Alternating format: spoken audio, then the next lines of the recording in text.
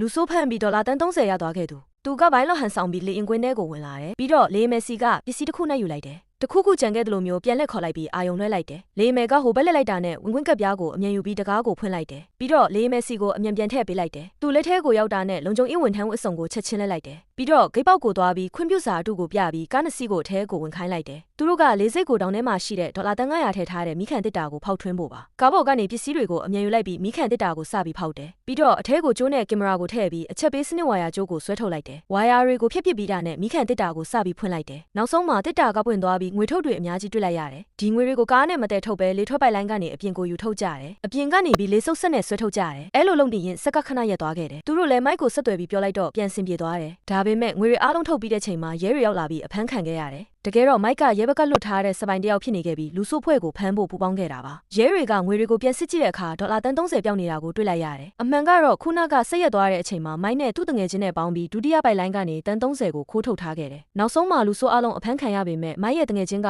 ဒေါ်လာတန်း30ကိုလက်တွဲလက်နဲ့လေစိတ်အပြင်ကိုတဲထုတ်သွားခဲ့ပါတယ်မိုက်ကဒုတိယပိုက်ကနေပတ်စံရရသွားခဲ့ပေမဲ့ကိုကတော့ဒုတိယလူကြောင့်ရင်အနိုင်ရပါတယ်